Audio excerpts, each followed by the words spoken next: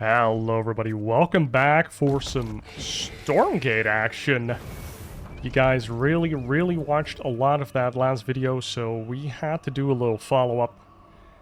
And this time around we're gonna look at the Celestials, piloted by Captain Alex, going up against the Infernals.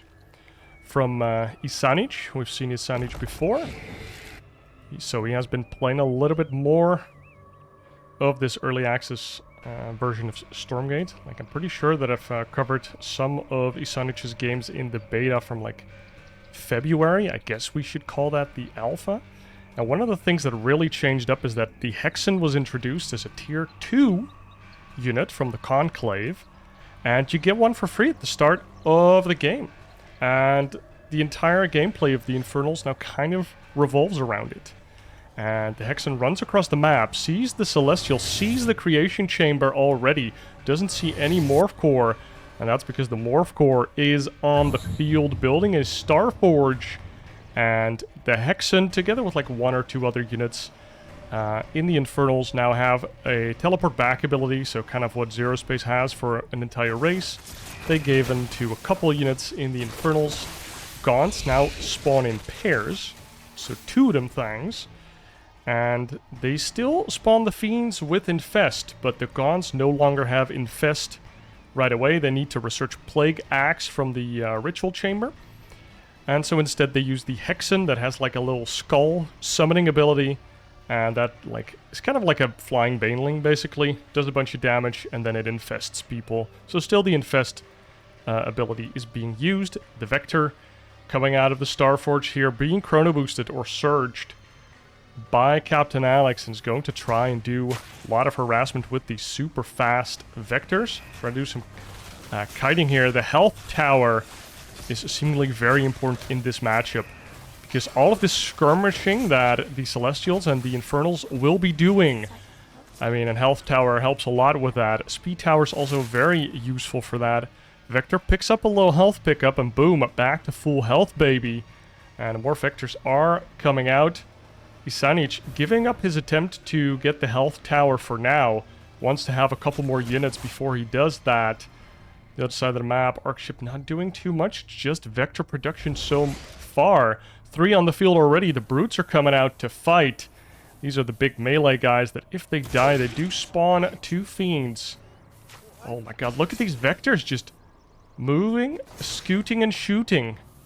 One Vector does blink back. A little delta jump action. Oh, that's a lot of Gaunts, but remember, they spawn in pairs of 2 now. And they are squishy as all hell. And look at this, the health tower giving these Vectors all of their HP back. And, I mean, Captain Alex getting a lot of good trades out here. And he's just focused on this Vector production. Still has the surge on that Starforge, and the Vectors are just moving on in. And ISanych kind of has to stick in his base. Oh my god, nice blink back there. And the Gaunts are just getting overwhelmed. The Vectors just... the trading is just too much. The health camp. I mean, that's very straightforward. Wow. Alex just takes control of that health camp with that super forward Starforge. And ISanych just calls the G to the G. And we did have a Ritual Chamber, but not enough Gaunts. No Vectors died, so no extra Fiends. And these Vectors just kept on healing up. And a very nice job from Alex, just pulling them out of his control group, putting them on the health tower, getting them to refill their health, like regenerate the health. And at some points, those slimes will spawn again, and it's always these goddamn slime camps that cause these games to go nuts. And that is a very quick one for us in game number 1. And game number 1 went very quick, but we are here on Lost Hope for game number 2 with Captain Alex in the lead on the Celestials and ISanych on the Infernals once again with his Hexen going across the map on the Infernal pieces. Health cap is over there this time around, and Lost Hope is a little bit of a weird map. Morph Core once again on the move, on the prowl. We might see another one. Those proxies of the Starforge in the middle of the map, or even closer. Now, I think this map's really cool because of the back base, especially Celestial. I love that we just get a free base where you just kind of float over and start mining over there. It feels really good. It's also a 4-player map, so you can literally float over at the start if you want to fly over your collection array and just not get scouted. It's kind of funny. I mean, good players will scout anyways, but... Do have the Starforge out in the middle of the map once again. The Conclave and the Iron Vault going down a little earlier this time around for ISanych. And the Hexen once again did get a scout. Pretty lucky with the cross-map scout. Maybe it is forced cross, actually. I don't know that. Oh my god. We did see the little skull coming out. And the first slime explodes. The skull makes sure that stuff is infested and that they take bonus damage. And the skull does a little bit of damage itself. The health camp being cleared up together with the meat farm. Now that's a nice tech there from ISanych. It's not the newest, but it's very effective. The Vector comes out and sees that the health tower already being taken. The Fellhog comes off the meat farm as well. Comes into play. And the health tower is now ISanich's property. And the Starforge still surged, but do we keep doing this? Oh, the speed camp is what Captain Alex is thinking about here. Think about that. Vectors with the speed camp. Nice dodges on the Shadow Mastiffs. Got a PvE in this game now, and the speed camp has been cleared up, and ISanych says, thank you very much, sir. Let me just take that tower real quick. And I will really, really enjoy... Jesus. That extra speed on my units. Look at that, the blue glow. And now a full surround on these units. Oh, these Gaunts are a little bit out of position and the Vectors take them down. This is a horrible main base, though. Look at that. You can get in from that huge ramp, can get in from there. There's no walling on this map if you ever wanted to do that in this game. And the speed tower's been taken back, but the health camp still in ISanich's control. And he's going to be very happy about this in this game. Now getting the ritual chamber up, undoubtedly to get those axes. Or the Gaunts. What are they called again? The plague axes. Gotta learn. Oh, these Vectors still moving about. Captain Alex so active with these Vectors. Getting a little bit of value, and he can even blink down. You know, use that Delta jump. The Starforge still out on the map. Still being surged and just making more Vectors. And Captain Alex can attack from multiple angles. Super annoying. Or multiple Vectors. I'm not gonna keep making that joke. Gotta save the good jokes for the finals, you know. Oh my god, the Vectors actually get stuck. The Brutes! Oh my lord! They smash down on the Vectors. Another one goes down. Once these Brutes actually get their hits off, they are brutal. And the Vectors just go down so easily, and only 3 Vectors remaining on the map now. And we did not see that skull connect. Oh, the Vectors, they do get out. But that's a lot of units from ISanych now. The Starforge still out on the map. And the Arc ship has just been producing a couple of prisms, but no additional tech to deal with this armada from ISanych that is moving across the map. Taking out the Shadow Demons to get this Vision Tower. It's basically a Zalaga Tower that you have to capture first. And I think the Starforge is going to be in range of that. Oh, it seems like it, because immediately ISanych turns around when he notices that. And the Starforge is going to go down. The units are not on A move, but they are on A click on the building, so the Vector does get out. One of the rare occasions that you kind of just want to A move your units, so that the moment the Vector comes out, it gets targeted by all the units. But that Starforge, only 600 health remaining. I think the Vectors are still hanging around. But Captain Alex decides against it. He gives up the Starforge, and he runs into the health camp now. Does not run into the main base of ISanych. ISanych immediately pumps out more units to try and deal with a potential run by, but none has come Speed tower has been taken over there as well by Captain Alex. And we have a Guardian Nexus coming up. That's for some upgrades onto your Creation Chamber units. And a Legion Hall coming out. So we get some high-tech units from that. Ooh, the Vectors get stuck behind the Brutes a little bit. But all of them Delta jump out. And they get into the main base here. Can they do anything? Do have one Shroud Stone. And that seems to be enough to persuade Captain Alex from not pushing his luck any further. This is a lot of Brutes. Well, 7 Brutes. 1 Hexen still. I keep calling it Vexen. But I think that's a derogatory term versus women, isn't it? Maybe. Like, I'm not an English native, so I might just be incredibly rude. Hexen.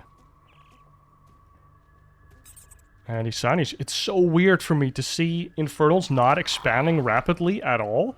Like, compared to, like, the February and onwards build, this is pretty different. The Celestials keeping those Infernals in check. And on the other side, the Celestial player over here getting a second Arc ship. And we already have an Arc station, tier 2.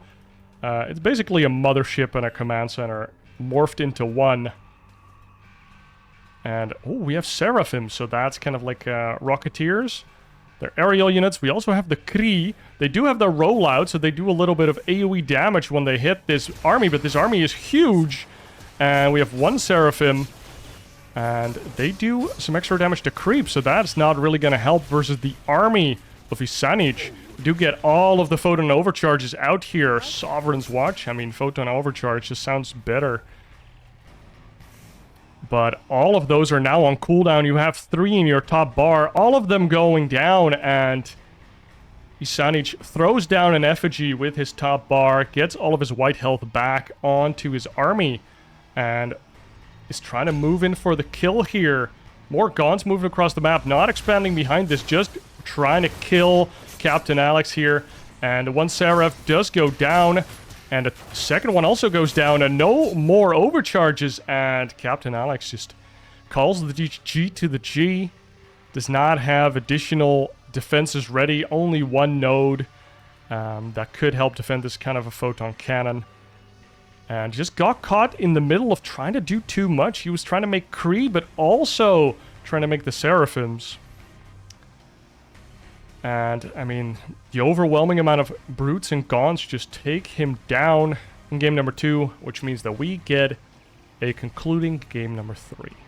And Secluded Grove will be our battlefield. Game number 3, ISanych going up against Captain Alex, and ISanych showed in game number 2 that he is not to be trifled with, and that he was just a little lucky in game number 1 with his dirty, dirty Starforge hidden, and that he was just, you know, a little too greedy.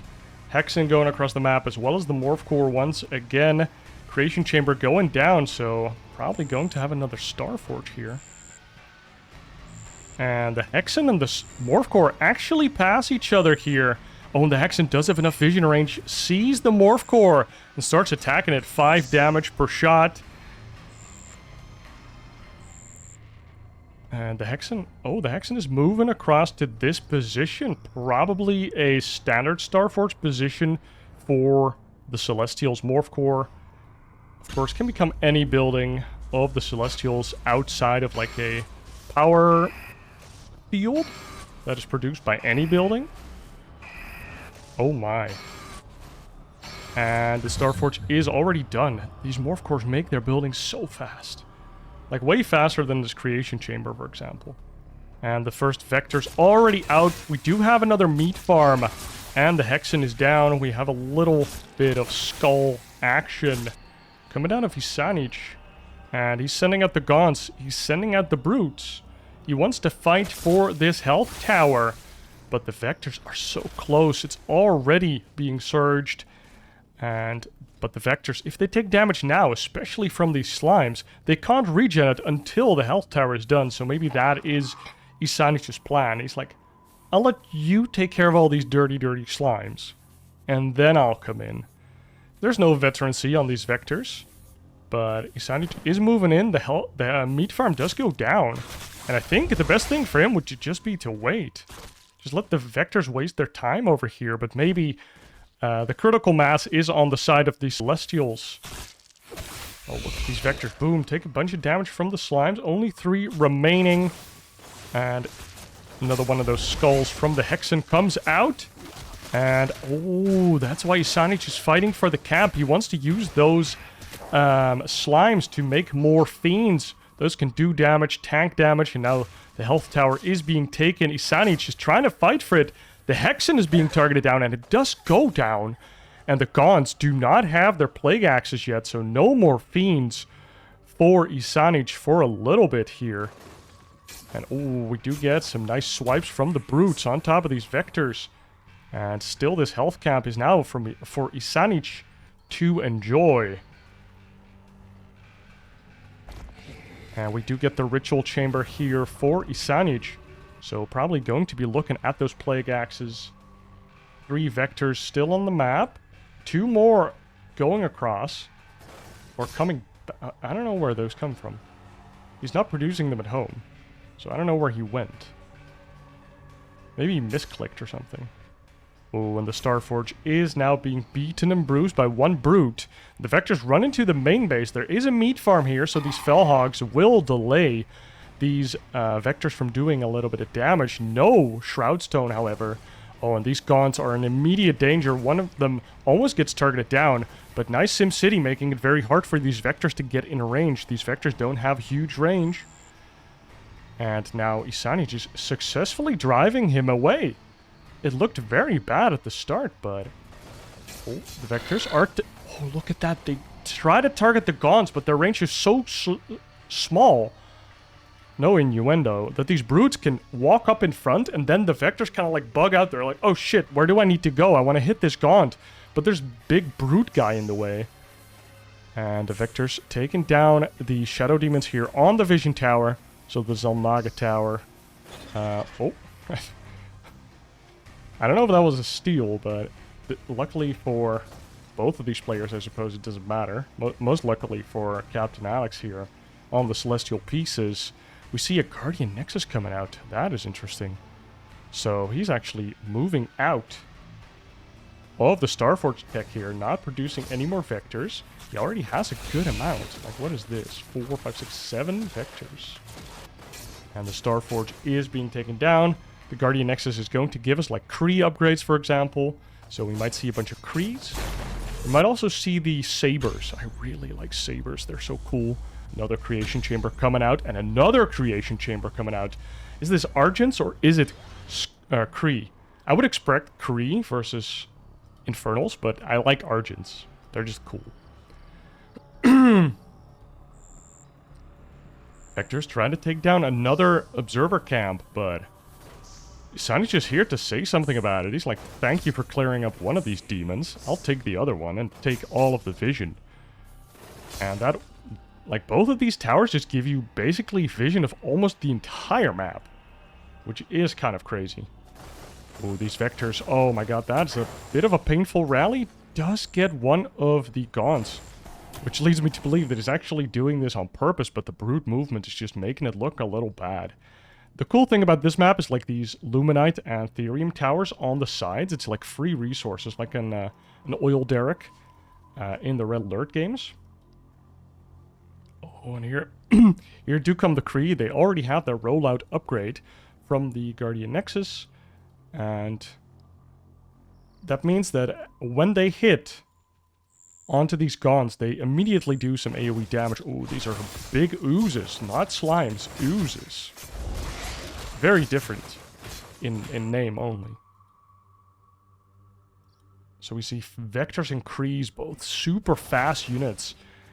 And that seems to be the name of this game, is just half-fast units. The Kree do get their cooldowns off on a couple of Fiends, so it's probably good for ISanych that this AoE attack didn't go onto the Gaunts. The Brutes try to target down these Vectors, but the Vectors run away, and suddenly these Brutes look like they are dumbasses and don't know what to do. It's kind of cool to see these players target firing and then, like, counter moving those units so that the target fire just ends up making the units move around in a dumb way. But a lot of brutes and Gauns moving across the map once again. ISanych throws down another effigy. Trying to do what he did in game 1 and just close down the game? He's not expanding behind this, but he also sees that there's no expansion for Captain Alex, so he can kind of chill out. He hasn't seen this, most likely. This is the funniest thing about Celestials. They can just have their prisms over here mining, and if you clear it, they can even run down here and start mining from off the map. It's kind of like a Liberator, but worse. Like, as in better. Because it gives you money. Oh, the Creed get a lot of big swipes on all of the guns. And all of the sudden... Oh my god, these Creed do a lot of damage. 16 damage per swipe. And if you also get the AoE with that, units can just melt. These Gauns now do have their Plague Axes, so when these Creed finally die, and they have delayed deaths as well because of that, like, Blaze of Light passive, which is basically their Baneling passive, makes Kree even better versus what we're playing against. Both the Fiends will clump up and die, and the Kree will delay their own death, so the Fiends come way later than the Gauns would like. Well, very interesting unit choices here from Captain Alex. Now ISanych is still producing Brutes and Gauns. So nothing changed in the end from February. A lot of Kree still being produced here by Captain Alex. Takes down another... Oh, the health tower respawned its slimes. That's a little confusing to me, but... As a Dota player, I should know that creep camps respawn every minute. Now, it's a little bit of a longer timing in this game. And ISanych still hasn't been able to expand. And I think he's still kind of fine. Like, if we look at the side of Captain Alex, he hasn't expanded either. He's, like, mining from one additional mine with the prisons.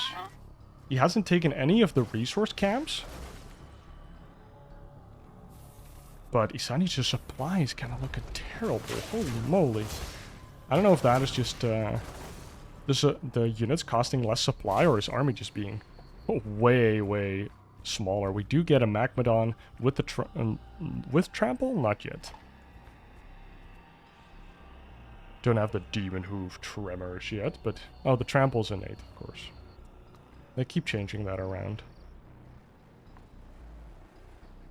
A couple more prisms coming out from Captain Alex here. Really getting a money lead here. So he has a supply lead, but now also getting that money lead. Taking down the Therium Tower. Wouldn't be surprised if he also takes the Luminite Tower after that.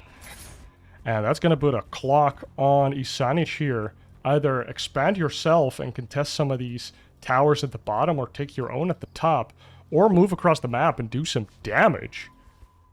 And it does have a good amount of Fiends once again. They can kind of like substitute or lubricate the army, I would say. Just some nice chaff to help the army stay, you know, the good army units stay alive. Do get another arc ship here for Captain Alex. Now, I haven't really found a lot of use for the second arc ship myself. It's outside of it just healing your units in battle. And you can build stuff at the front, right? If you just bring it with you, you can surge it, and it becomes pretty fast. So I like that. Oh, that seems to be a pretty good fight there for ISanych. But all of these Kree still have their AoE charge. Trying to get on top of these Gauns. Nice movement back with the Gauns. One Kree does get on top of them. But look at that. These Kree try to get away. But ISanych, just no way for him to force the fight. These Kree can run in, do their AoE, and run away again. Same for the Vectors. How does ISanych force a fight here? And even the health camp. Wow, look at Captain Alex just pulling back this entire army that was trying to move towards his base. And we have an Arc Station on the map. So that's tier 2. We're getting a Legion Hall. Oh my. Might see some Archangels. We might see some of those Rocketeers again. I don't know, the flying small angel ones. Trample goes down for the Magmadon. The second trample, not committed just yet. Oh, the Kree got in from the left. Now they try to get in, but they're stuck behind the Vectors. But nice kiting by Captain Alex, and now all of these Kree get on top of the Magmadon, try to slice it down. Magmadon does have a lot of health, though, and the trample goes down once again. Doesn't do the mini stuns, but oh my god, the health tower is just giving so much additional health to these celestial units. And ISanych does have the trample once again on his Magmadon, tries to get a lot of damage onto these Kree. And they explode after they die, dealing even more damage. Now, we do have a good amount of fiends after they finally explode because of the continuous gaunts that ISanych is adding onto his army. But ISanych is gradually just getting more and more all in, and I would say that at this point, he's past that point, because he's been on one base for so long that the supply is kind of evened out, but behind it, we have an Arc Station, even an Arc Fortress coming up for Captain Alex. So he's, I would call this 2-base, I guess. He's on 2-base with extra income. Rushing tier 3. I guess it's not really rushing anymore, because we've had quite a long game compared to the first two. ISanych behind this, he has a greater shrine. But we haven't really seen a lot of like high-tech units. The highest thing we've seen is these Magmadons with no upgrades. Just the trample. And ISanych is moving forward. Captain Alex does seem to know, if you see this map as ISanych, you're kind of sad that these resources are just going towards your opponent. Oh, that's so many Kree. If these Kree just get on top of this army, just move command in, I think the game's just over. Captain Alex just has so much more supply. We have this Arc Station almost complete. The Kree, they want to run in. We do get one overcharge. And that keeps ISanych away. We have another effigy generating that white health on the shroud here. And we have an Arc Fortress. We get Radiant Fury on the Kree. Wow, okay. And the Legionel's making an Archangel. It's making an Archangel. Dude, those are pretty cool. Those are some boss units. I hope we get to see that. Those are like big flying angels that can like rain down from the sky as kind of a meteor. And then they become basically melee Hellion type units. You have to see it to believe it. And these juicy gaunt backlines are ripe for the taking. The Archangel is on the map. And the Kree are rolling around, and Captain Alex has an army supply laid. Boom! Oh my god, the Archangel takes down all of the gaunts! What a hit, dude. Oh my god, and the Kree at the bottom here still playing with these Magmadons. This Archangel is getting targeted down. It is 1,000 health, though. And it's still in its avatar state, throwing out these health beams, basically being a Hellion. Now it does die. And the units of ISanych are trying to get a lot of damage done. One Magmadon is stuck behind all of the Kree. The Vector's in the back. More. Oh, another Archangel comes out, slams down a Meteor Smash into the ground. Another Magmadon comes in, and ISanych just seems to be running out of steam here. All of the brutes are gone. Only 2 gauntlets, and there need to be a lot more fiends spawning real soon. But none of them do spawn. ISanych calls the G to the G, and Captain Alex finishes this best of 3 in style with an Arc Fortress and 2 of these Archangels to seal the deal in this best of 3. Game 3 goes to Captain Alex. Guys, thank you for watching. I hope you enjoyed a little bit of StormGate action. I had to do a little follow-up because the last one I released shot up to be one of my best watched videos ever. Which is saying a lot since I've been releasing videos for a full year now, even longer. So, thank you for that. I hope you enjoyed. I've been starting to like the game a little bit more and more and more.